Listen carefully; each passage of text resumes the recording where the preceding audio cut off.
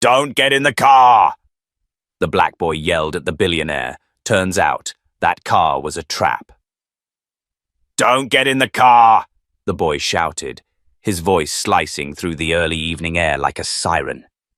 Elijah Carter, barely 12, small for his age but with fire in his eyes, ran barefoot across the cracked pavement of the old gas station parking lot. His voice cracked with urgency. Don't get in! It's a trap!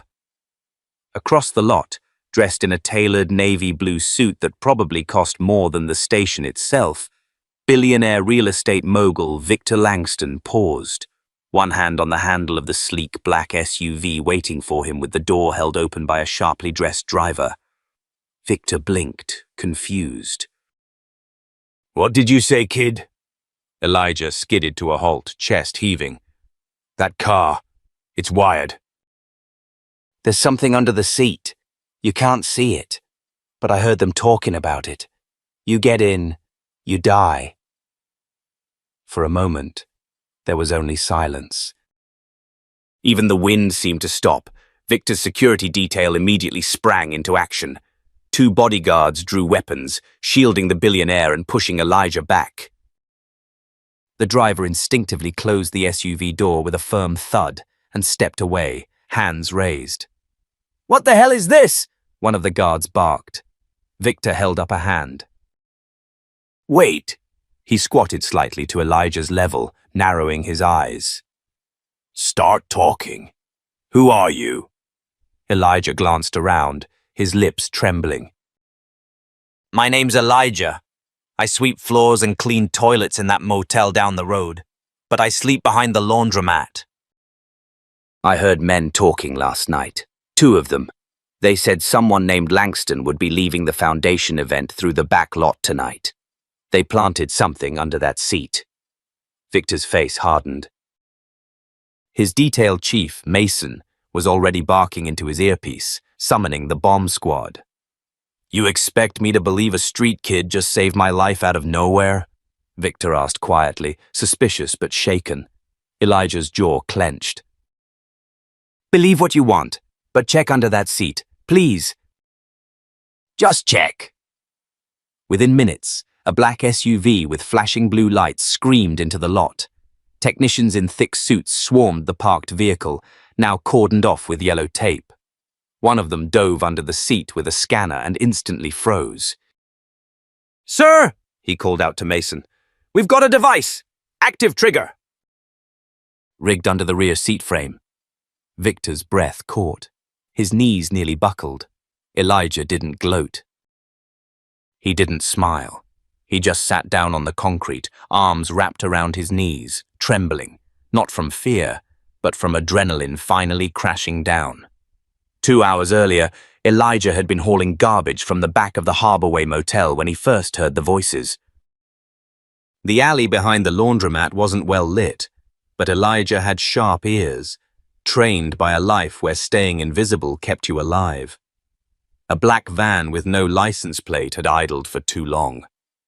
2 men leaned against it, talking too casually for a place like this. Langston's car pulls into that lot behind the gas station, back left corner. We rig it under the seat. Auto trigger, no wire, no beep. By the time he's halfway down 9th Street, boom. Elijah froze. Langston. The name sounded familiar. He dug into the pile of discarded newspapers in the motel lobby, and there it was, front page of the City Sentinel. Victor Langston to speak at Downtown Youth Foundation, a new start for the city's underprivileged. Elijah's pulse thundered. He didn't know Victor Langston, but he knew what it meant when powerful people died in car explosions. Chaos. Confusion. No one cared when street kids like him disappeared. But Langston, that would be different. So Elijah waited. He followed. And when he saw the billionaire exiting the back of the foundation building, flanked by guards, he ran. Now, in the aftermath of the bomb discovery, the news vans circled like sharks. Reporters leaned over barricades. Mr. Langston, What's your reaction? Did this boy really save your life? Victor didn't answer at first. He walked toward Elijah, still sitting on the concrete, arms wrapped tight around himself. Why'd you do it? Victor asked, kneeling. Elijah looked up. Because someone needed to. Victor studied the boy's face, dirty, bruised, but proud.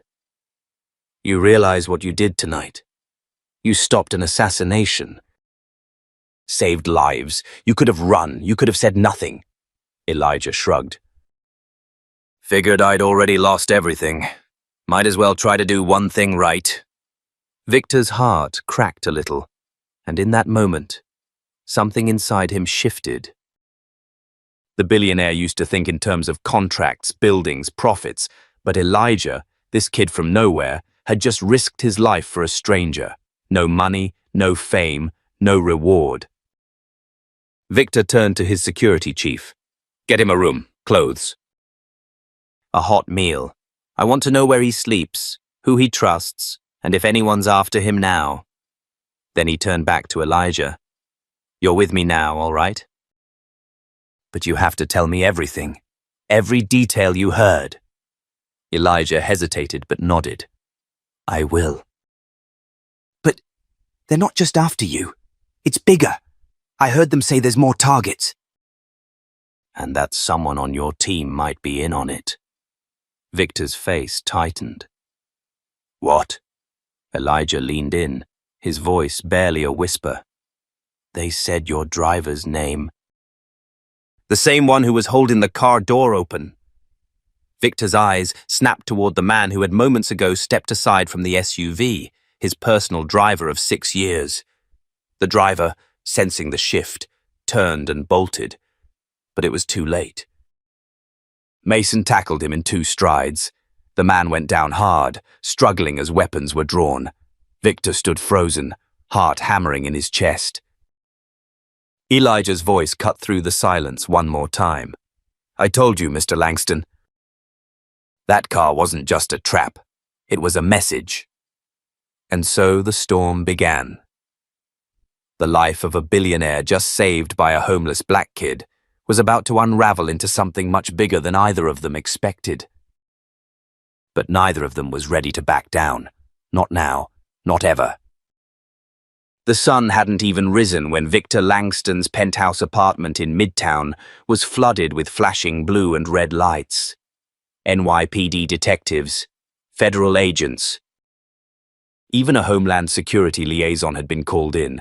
The attempted bombing of a billionaire at a Youth Foundation event was already making national headlines, but what none of them knew yet was that the story was far from over. Victor stood in front of the floor-to-ceiling windows, dressed in grey slacks and a dark sweater. The skyline glittered behind him, but his focus was fixed on one small figure curled up on the plush leather couch. Elijah, wearing a fresh pair of sweats and holding a steaming mug of hot chocolate with both hands, looked completely out of place in the luxury apartment. But he didn't care. His eyes were glued to the news playing on the large TV screen.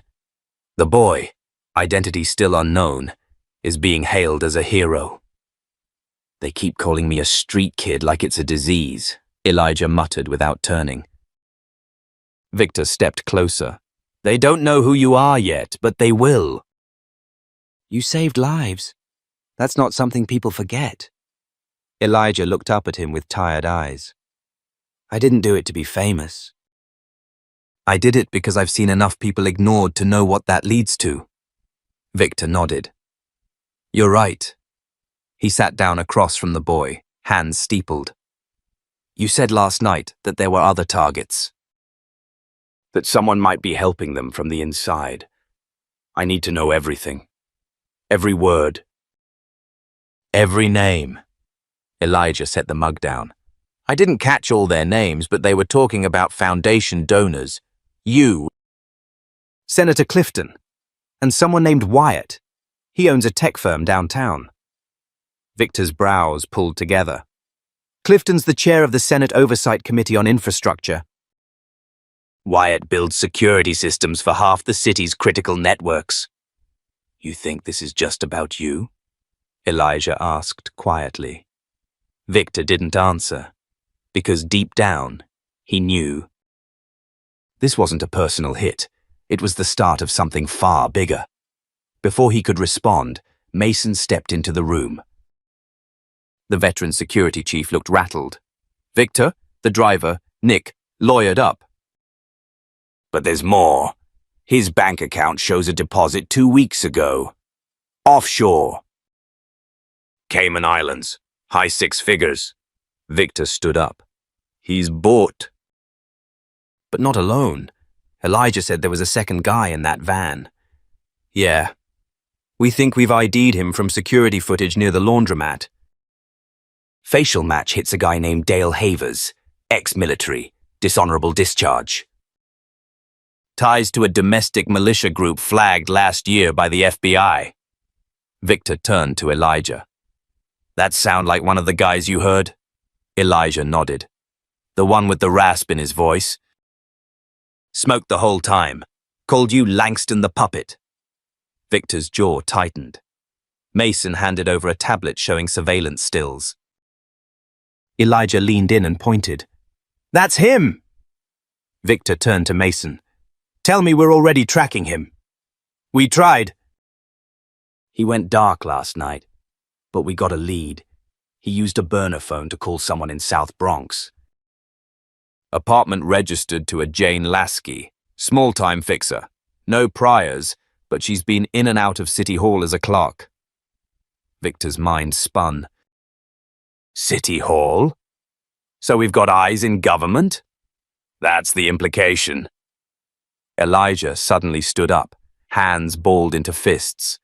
Why are you trusting me with this? I'm just a kid. I live behind a damn laundromat. Victor looked at him squarely. Because you noticed what a dozen trained men missed. You acted when everyone else ignored the signs. That makes you part of this now, whether you like it or not. Elijah swallowed hard. Then don't let me get shut out. I want to help. Mason raised an eyebrow. He's a kid, Vic. Victor didn't break eye contact. He's the only one who heard the original plan. If they think he's just some lucky punk, we can use that. What are you saying? Mason asked. Victor turned toward the window again. We let them think he's still on the streets. Invisible, and he listens, just like before. Mason was silent for a beat, then nodded slowly. It's crazy, but it might work. Elijah's eyes lit with something Victor hadn't seen in them before. Not just defiance, purpose. Fine, he said. But I need to go back to the motel. That's where I heard them before. They might come back. You'll have protection, Victor said. But from now on, you don't move unless I know about it. Deal? Elijah nodded. Deal. As the room cleared, Victor's phone buzzed. A text from a blocked number. You were supposed to die last night. He ruined everything. Next time we won't miss. Victor stared at the message, his blood turning cold. He didn't show Elijah. Not yet, but he knew something now with absolute certainty. This wasn't just a warning. It was war. And the enemy wasn't just coming for Victor Langston. They were coming for anyone who dared to stand in their way. Anyone. Even a 12-year-old boy who'd made the mistake of caring. The faded motel on the corner of Madison and 141st was quiet. Too quiet. Elijah stood in the alley behind it, hands in his hoodie pockets, trying to look as invisible as always. But tonight, his eyes were sharper. He wasn't just a kid ducking cold winds anymore. He was bait in a trap neither he nor Victor could fully see. He muttered into the small mic hidden under his collar. No sign yet. You sure they'll come back here? Victor's voice came through the earpiece, calm and focused. If Havers used this place as a meeting spot, someone's bound to return. Just keep your distance and listen. Elijah glanced at the broken-down SUV parked 2 spots over. Mason sat inside, eyes locked on the entrance, ready. Across the street, a black SUV idled with tinted windows. Victor was in there, watching everything unfold. But something felt off. Elijah could feel it in his gut. Minutes ticked by. Then a beat-up brown sedan pulled into the lot. Two men stepped out, both in construction gear, but the way they moved was too careful, too controlled. One of them, stocky and pale with a twitch in his jaw, scanned the perimeter before lighting a cigarette. Elijah's heart skipped. That was the smoker, Havers. The second man stayed close to the car, popping the trunk and retrieving a black duffel bag. Heavy, handled with caution. Elijah murmured, "They're here." "One has a bag, looks weighted," Victor responded quickly. "Don't engage. Just listen. Get as much as you can." He ducked behind the dumpster as the men approached the back staircase of the motel. They paused at the door, room 7B. Elijah's old hiding spot, the same room where he'd first heard them plan the attack. Then came something unexpected.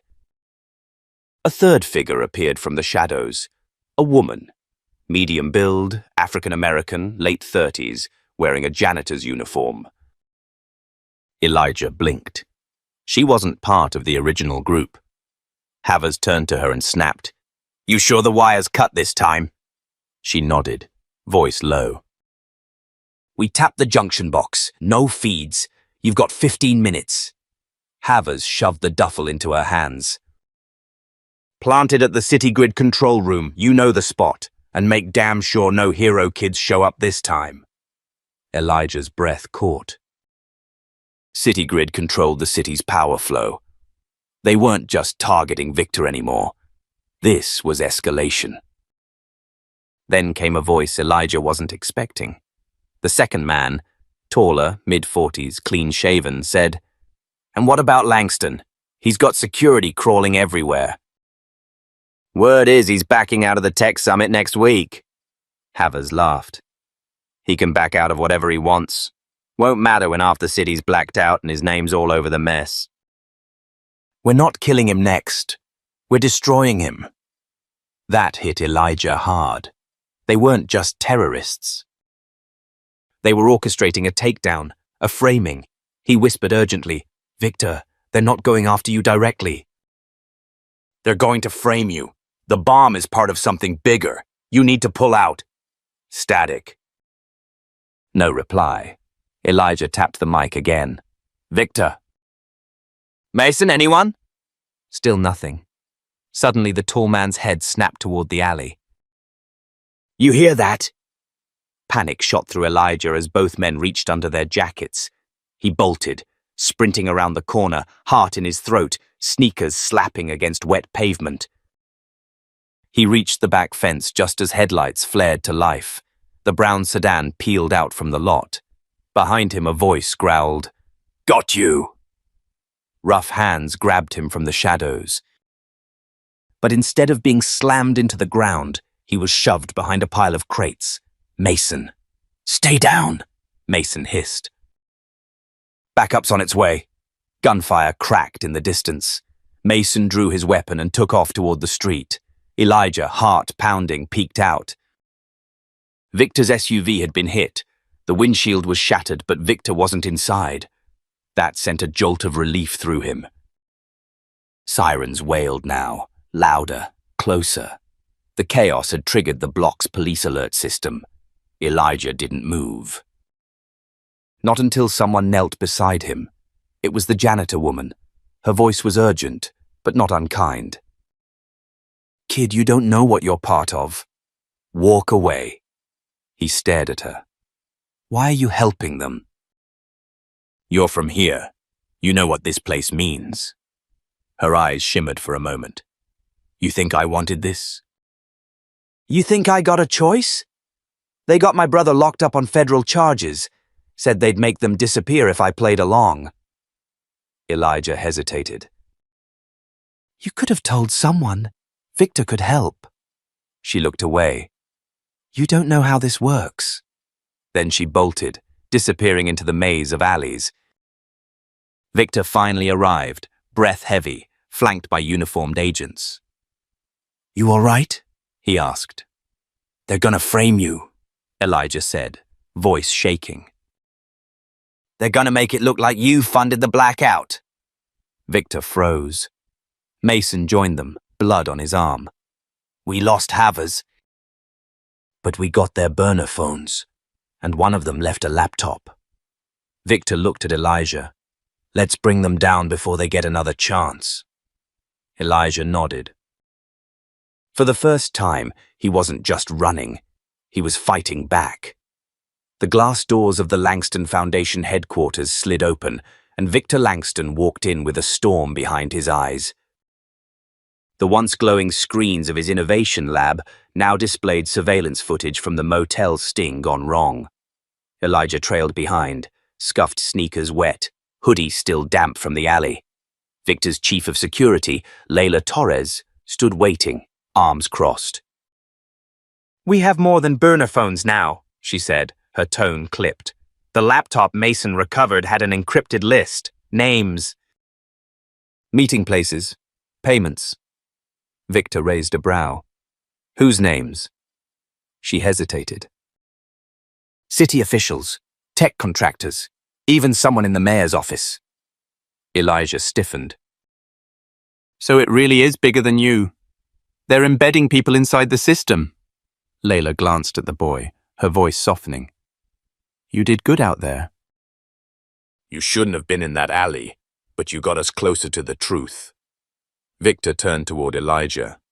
"From here on, you don't do this alone. You're part of the team now."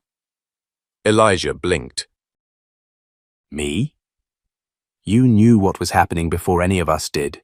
You saw the cracks." Victor didn't say it aloud, but he meant it. Elijah's warning had saved his life. Layla nodded toward the screen. "There's one more thing. That janitor, the woman from the motel, she used to work here, under a false name. She had access to our internal systems." Victor clenched his jaw. "So they've already been inside." A loud knock on the lab's glass wall interrupted the tension. It was Mason. "They made their move," he said. "Citygrid's west sector is offline. Power's out across 6 blocks. And guess who's getting blamed?" Victor turned toward the nearest monitor. News alerts flashed across it.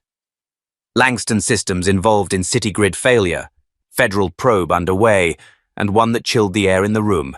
Victor Langston called to testify." "They're moving fast," Layla muttered. "And they're getting reckless," Mason added. "There was a security guard injured in the blackout." Victor walked over to Elijah. "How much do you remember about the conversation you overheard in that motel?" Elijah tried to focus. "They said the plan was to pin it all on you. They wanted the city to think your tech was faulty, that it compromised the power grid." Victor nodded. "Which makes sense. I have contracts with 3 major cities for smart infrastructure. If this sticks, my name's ruined. I won't just lose business, I'll lose credibility." Elijah leaned against the desk. "But what if we flip it? What if we use the trial against them, let them push you into the spotlight, and then blow their whole operation up from the stand?" Victor gave him a long look. "That's bold," Layla cut in. "It's suicide if we don't have enough. We'd need someone from the inside." "Someone who knows the whole chain." Mason stepped forward.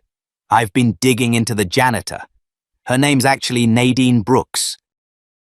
Worked city maintenance for a decade. Her brother's in federal prison, trumped up charges. Same month she disappeared into the underground."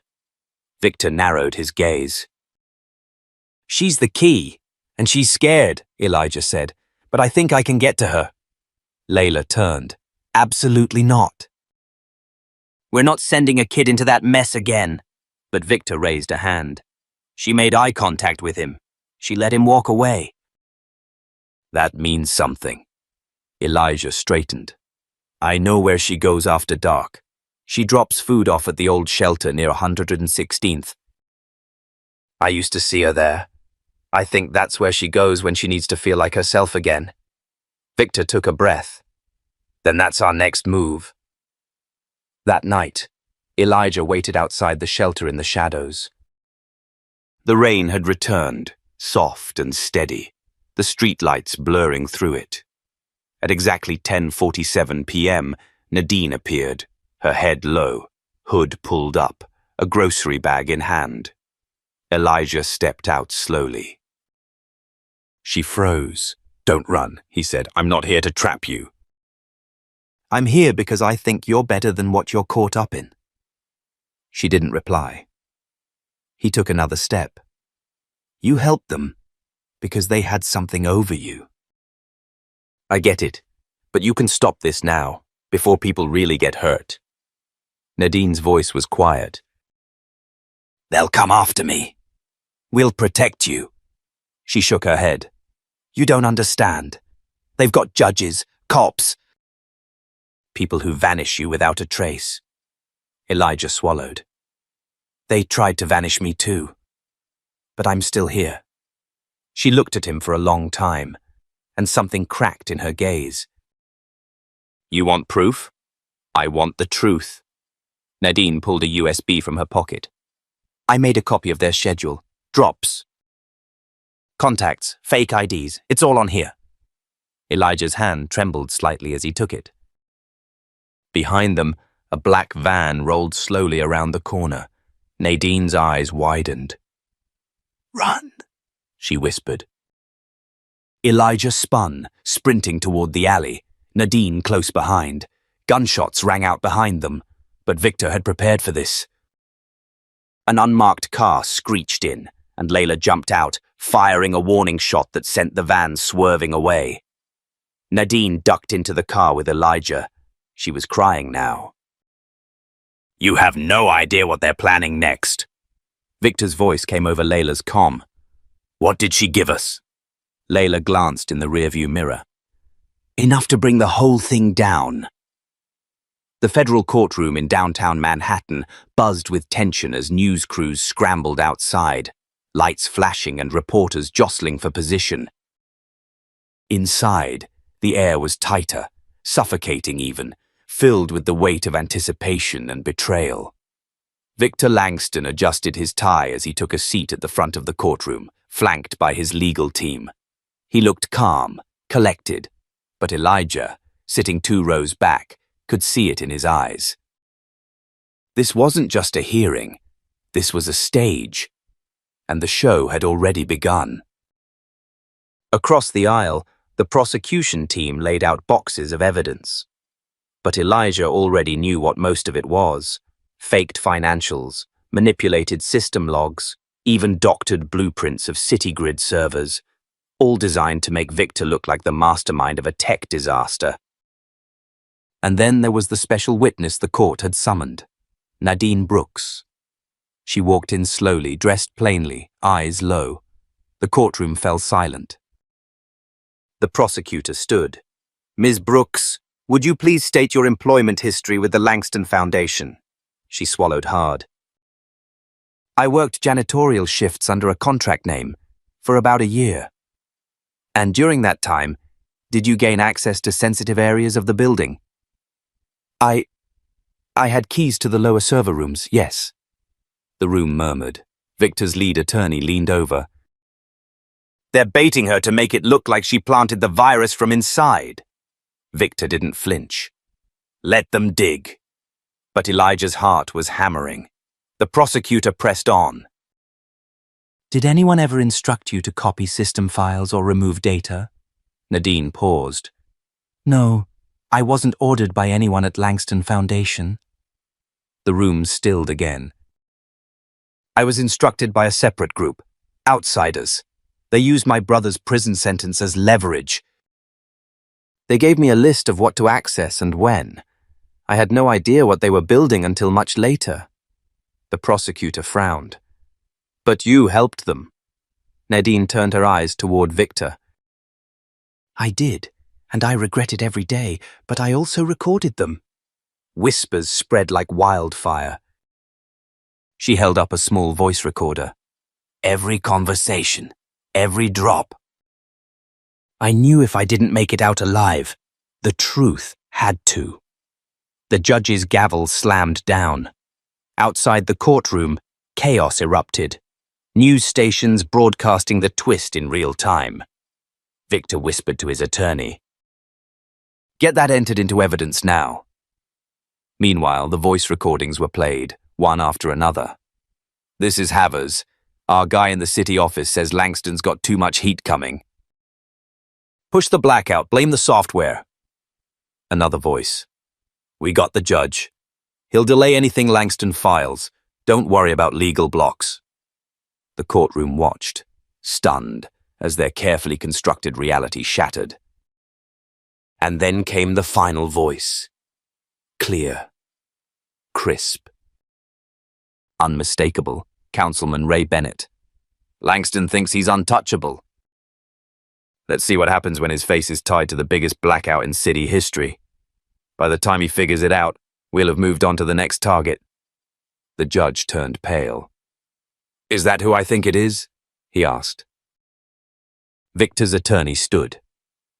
"Your Honor, we respectfully request the court issue an emergency subpoena for Councilman Bennett and open a federal inquiry into this conspiracy." The courtroom exploded in motion. Papers shuffled, phones rang, security rushed out the doors. But as all attention shifted to the scandal unraveling, Elijah noticed something no one else had. A man in a maintenance uniform sitting in the far back row slipped out quietly, too calmly. Elijah stood and whispered to Layla, who was now beside him again. "That's not right." "That guy. He was outside the shelter 2 nights ago. Same face." Layla didn't hesitate. "I'll follow him." Victor's legal team leaned over. "With this new evidence, we can end this." Victor looked over his shoulder, his voice quiet. "This doesn't end here." Meanwhile, out on the street, Layla followed the man through traffic, weaving past parked vans and news crews. He ducked into an alley moving fast, but not fast enough. Layla rounded the corner with her weapon drawn, only to find nothing. Just an open manhole, and spray painted on the wall beside it. Next city, Chicago. Back inside the courtroom, Elijah passed the recorder back to Nadine. She looked at him, tears brimming. "You saved more than just Victor today. You saved me too." Elijah shook his head. "No, you saved yourself. I just reminded you that you could." Victor stepped forward then, towering yet calm, as if everything around him had always led to this moment. He looked at Nadine, at Elijah, then at the judge. "I've built cities, systems, solutions. But today, it was a kid, one the system forgot, who kept me alive." The judge banged the gavel again. "This hearing is suspended, pending further criminal investigations into city officials and third-party contractors." Victor turned to Elijah. "We're not finished, are we?" Elijah grinned slightly. "No, but we're getting closer." Rain poured over the city like judgment, streaking down glass towers and flooding curbs. Victor sat quietly in the back of the armored SUV, staring out the window, the recordings from Nadine still echoing in his ears. They'd broken the silence, pulled the curtain back. But he knew this wasn't the end. It was the start of something more dangerous. Next to him, Elijah scrolled through Nadine's data dump on his cracked tablet. "Victor," he said cautiously, "this goes deeper than anyone thought. These messages, they're time-stamped weeks before the blackout. They'd already planned to sabotage your entire infrastructure." Victor leaned in, eyes narrowing. "And that councilman, Ray Bennett, he wasn't acting alone. Who else is in those messages?" Elijah hesitated, then turned the screen. It displayed a string of text conversations, one name recurring. "Maura Lenz," Victor muttered. "The deputy mayor. Looks like she was coordinating the logistics. Redirecting city resources, rerouting police details. She made sure no one got to your building in time during the power cut. Victor leaned back, rubbing his jaw. We're not just dealing with corporate sabotage anymore. This is political. Suddenly the car swerved. The driver cursed. We're being followed, he said, checking the mirror. A black SUV, no license plate, trailed too closely. Pull over now, Victor ordered. But don't stop. Turn into the side alley. We switch cars. They ditched the vehicle in an underground lot. Layla met them by the freight elevator, soaked and breathless. They hit Nadine's apartment, she said. Wiped it clean. Files, hard drives, everything. They even tried to cut her security feed. Victor's gaze turned steel cold. They're trying to erase every link to the truth. Layla nodded. But they missed something.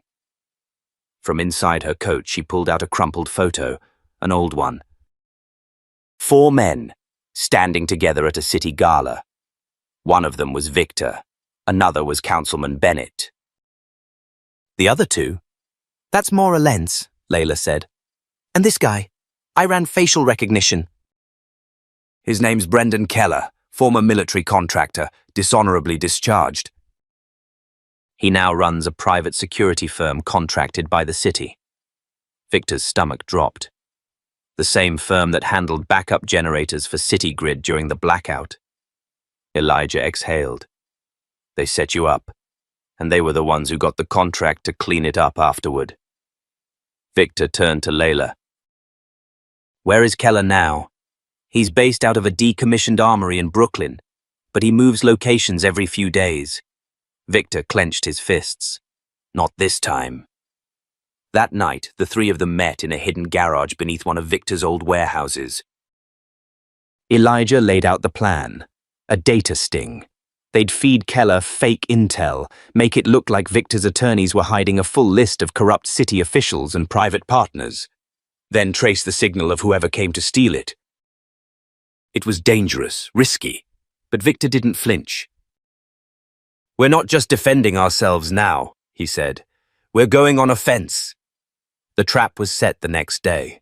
A phony encrypted file was uploaded to a bait server with just enough breadcrumbs to draw interest. As expected, within hours, a breach came in, traced to a mobile command rig moving across Queens. Victor, Layla, and Elijah followed in a nondescript SUV, shadowing the signal. But as they turned a corner onto an industrial backroad, their car suddenly lost power. EMP, Layla spat. We've been made. Before anyone could react, floodlights exploded around them. Armed men emerged from shadows, guns drawn. In the center stood Brendan Keller. He grinned beneath his grey stubble. Victor Langston. You just don't know when to quit. Victor stepped forward, calm despite the weapons. You staged a blackout that endangered millions, cost lives, and tried to pin it on me. Why? Keller smirked. Because you were in the way. You're a rich man playing savior, but this city doesn't need a savior. It needs control. Layla growled. And you think that means you? Keller stepped closer, unbothered. Everyone has their part to play. Yours was to take the fall. But you didn't stay down. Then, from the shadows, a voice cut through. Neither did I. Nadine stepped forward from the opposite side of the warehouse, holding up her phone. This entire conversation, she said, has been streamed live. To the press, to the feds, to everyone. Keller blinked. And the sound of sirens erupted in the distance. One of Keller's men panicked and fired into the air, but Layla tackled him instantly. The rest of the guards hesitated, then began to scatter. Victor grabbed Keller by the arm before he could flee. You built your empire in the dark, he said, but we just turned on the lights. Police stormed in seconds later, pinning Keller to the ground as news drones hovered above. As Victor stood in the swirling chaos, Elijah walked up beside him. You knew she'd show up, didn't you? Victor nodded. She wasn't ready before. But she is now. Nadine approached, voice shaking. "I was scared of being erased," she said, "but I'm more scared of letting this happen again." Victor smiled faintly. "Then let's make sure it doesn't." The victory didn't feel like a finish line. It felt like a pivot, a beginning. And Victor knew they'd won this round, but the system, it was still watching. Still shifting, and somewhere deeper, the next trap was already being set. The storm didn't let up. Sheets of rain sliced through Manhattan's skyline like glass falling from the heavens. Inside Victor's downtown high-rise, a war room had taken form. Maps, monitors, timelines, connections between corrupted officials, compromised systems, and the terrifying name Brendan Keller, everything pinned together in one tangled web. Victor paced in front of the screens, his expression unreadable. Elijah stood nearby, watching the feeds. Nadine sat at a desk, typing furiously, scanning encrypted files they'd recovered from the trap. Layla leaned against the window, arms crossed, eyes scanning the street below like a hawk. "Elijah," Victor said, "tell me the real reason Keller is doing this. It can't just be greed." Elijah didn't answer immediately. When he did, his voice was low. Keller used to be part of a covert defense program, Project Sentinel. It was shut down after a whistleblower exposed massive civil rights violations. He was dishonorably discharged. Ever since, he's been building his own network, targeting the same institutions that pushed him out. So this is revenge. Yes, but it's more than that, Elijah added. He wants to replace the system. Not reform it, control it. Victor's eyes darkened, and he started by eliminating anyone who stood in his way. That includes me. A loud beep interrupted them. Nadine straightened in her seat. "I've got something," she said. Encrypted video messages sent between Keller and someone named Orion. Looks like codename communication, but the footage is recent. This one's from 2 days ago. She played it. Keller appeared on screen, his tone calm but cold. "The Langston problem hasn't gone away. If anything, it's exposed more rot than we anticipated. We proceed with Phase 3. He thinks he's in control. Let's remind him who built the battlefield." Victor's jaw clenched. "Phase 3? Layla turned around. "That sounds final." Suddenly, all the monitors went black. "What the hell?" Nadine scrambled. "I didn't do anything." Then, one screen flickered back on. A countdown. June 1734. Elijah swore under his breath. "They've launched a cyber bomb." "It's targeting your financial infrastructure, everything tied to Langston Innovations, including our back channels. And that includes the safe accounts for the whistleblowers," Victor added grimly. Nadine jumped in. "We have under 18 minutes to stop it, or it'll look like you wiped everything clean yourself." "It'll make the narrative Keller's been pushing real." Victor looked at her. "Can you stop it?" "Not alone." He turned to Elijah. "You used to run cyber defense for the NSA. Can you override it?" Elijah nodded. "Only if I have direct access to the satellite node they're bouncing it through. And that means we need to get to one of the city's emergency comm towers, which they probably control," Layla said. Victor didn't hesitate. "Then we fight our way in." They jumped into action.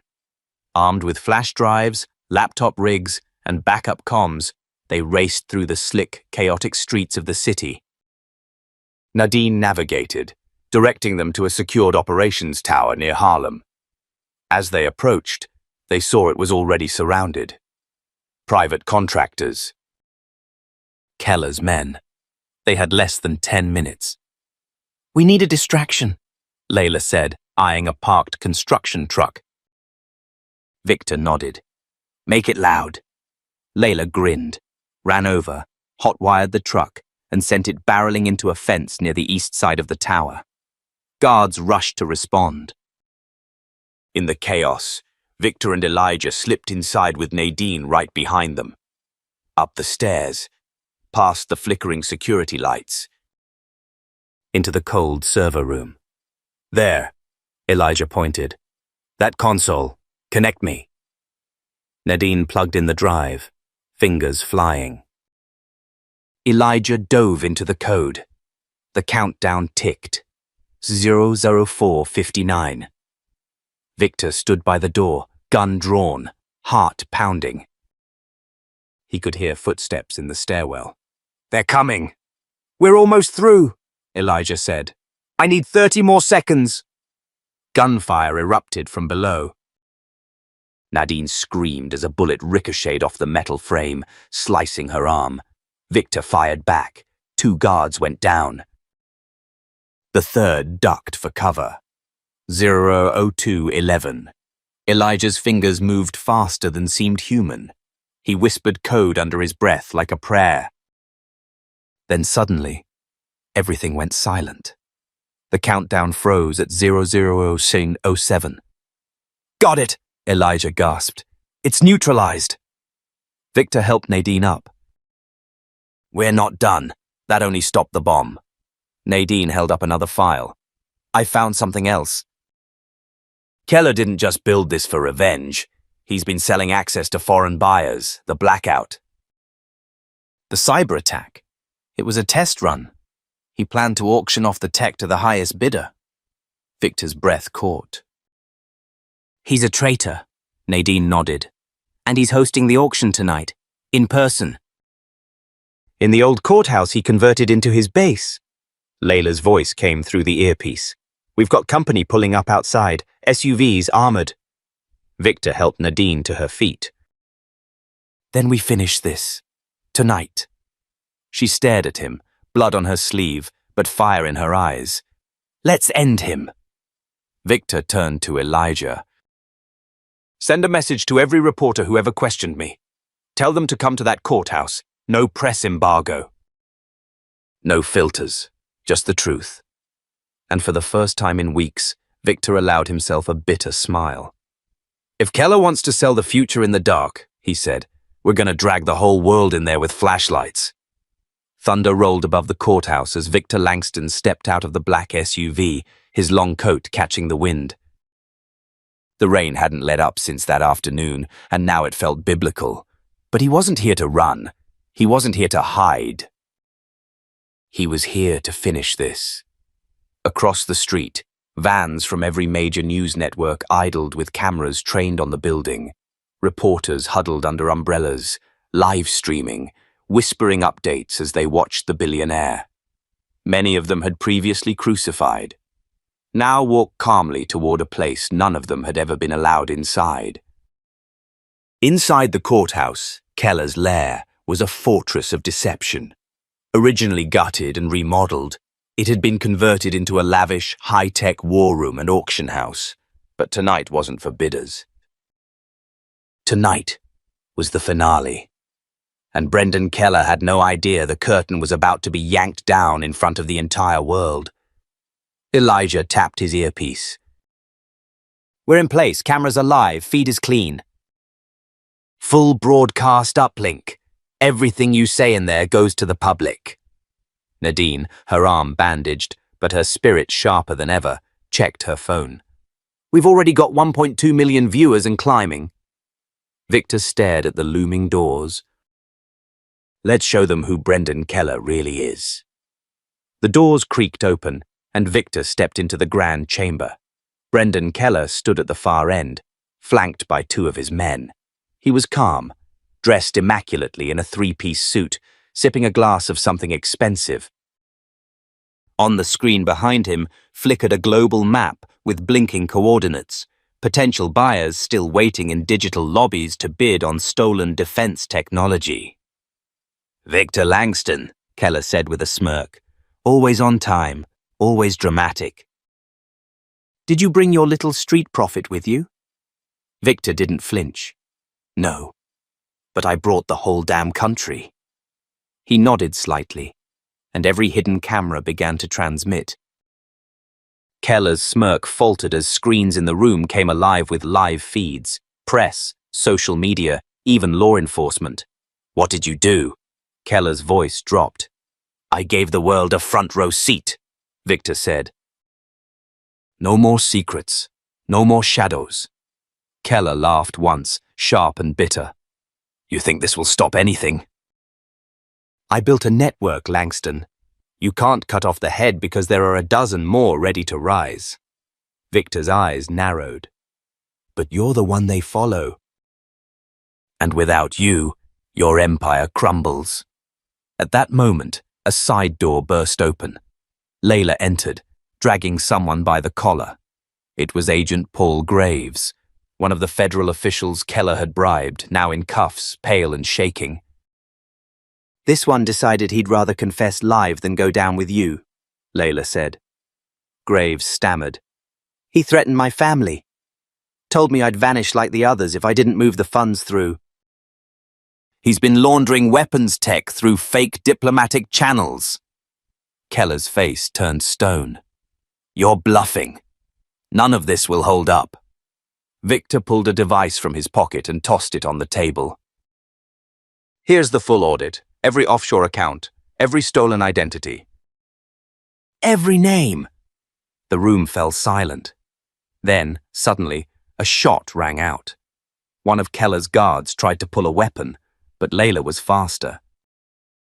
She took him down in one motion, the gun skidding across the marble floor. Keller didn't blink. He simply walked to the center of the room, raised his hand slowly and said, "You win this one, Langston. You're not just going to prison," Victor said. "You're going to be remembered as the man who tried to sell out his country and got caught by a kid who shouted the truth on the street." Elijah's voice came through the earpiece. "Victor, it's done. FBI teams are entering." They're taking control now. Outside, the flood of agents began. News cameras captured it all. Brendan Keller escorted in handcuffs, his empire of lies unraveling in real time. Hours later, as dawn broke, Victor stood on the courthouse steps. Reporters shouted questions, but he ignored them for a moment. He turned to the boy who now stood quietly beside him. "Trey, you saw something that none of us did," Victor said, "and you had the courage to speak up." Trey looked up at him. "I just didn't want you to get hurt." Victor knelt beside him. "You saved me, Trey. And more than that, you reminded me who I used to be before all this power made me forget." Nadine stepped forward, placing a hand on Victor's shoulder. "Tell them what they need to hear," she said softly. Victor turned to the cameras. "For years, I built a business thinking I could outsmart the system from the inside. But corruption isn't just about bribes and lies. It's about silence, about who's willing to speak when it matters most." He glanced back at Trey. "This young man reminded me that truth doesn't always come from those with power. Sometimes it comes from the sidewalk." He looked directly into the lens. "If you've ever felt like your voice doesn't matter, remember this moment. Because it does. And because of one boy who shouted when the rest of us stayed quiet, something truly evil was stopped." He stepped back, leaving the cameras to capture Trey in the light of sunrise. "Let this be your reminder. Speak up, even if your voice shakes. Because the truth is louder than power, and courage can come from anyone, any age, any street. If this story moved you, don't forget to like, share, and subscribe to the channel, because stories like this, they need to be heard, and we need your voice to help tell them."